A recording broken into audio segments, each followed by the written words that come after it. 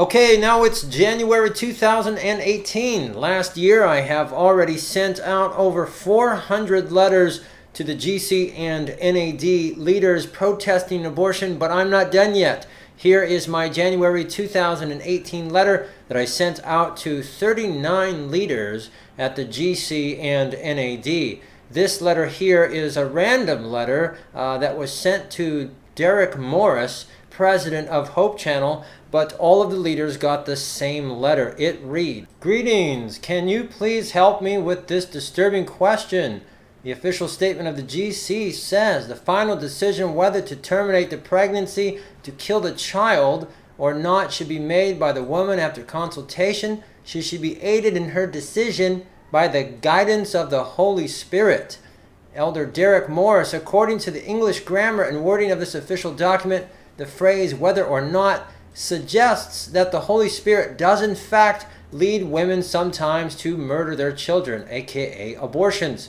This is an extremely serious suggestion. The Bible defines the unborn as children, as sons, as babies, and as brothers. The authors of the Bible unanimously and consistently define the unborn as living human children with the same words used to define born children. As human children, they are under the protection of the sixth commandment, you shall not murder. Can you please explain why the Holy Spirit sometimes leads women to intentionally murder their unborn children? The guidelines state that children conceived in rape are an exceptional circumstance worthy of death. Why would the Holy Spirit lead a woman to kill her child because of the crimes of the father? Former GC Vice President Beets is quoted in the 91 Ministry magazine that Adventist hospitals were performing abortions on demand past 5 months for social reasons. Can you please show me just one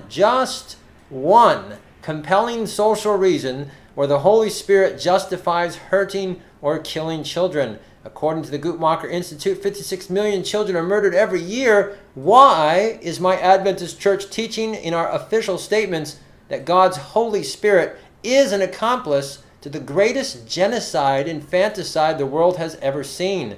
Is there really any way to more insult the Almighty Eternal God than by suggesting that His Holy Spirit sometimes leads people to commit murder? How can God give us His Holy Spirit when we have defined that Spirit as one who does in fact use violence against children? These are fair and reasonable questions that warrant a biblical answer. Regards, Andrew Michelle. So that's my January 2018 letter. I am making this video as an encouragement to you to also write letters, physical letters, to the leaders and make your voice known. In January, I sent this letter to at least 39 leaders at the GC and NAD, and I also wrote to at least 21 other church leaders over here in Southeast Asia. So in 1 month, I sent out at least 60 letters. The one letter that you write is louder than the 1,000 Seventh-day Adventists who say nothing and do nothing. One letter means a lot. I am 100% convinced by multiple evidences in the Bible that writing these letters for such an important topic is not a waste of time and it is not a waste of money.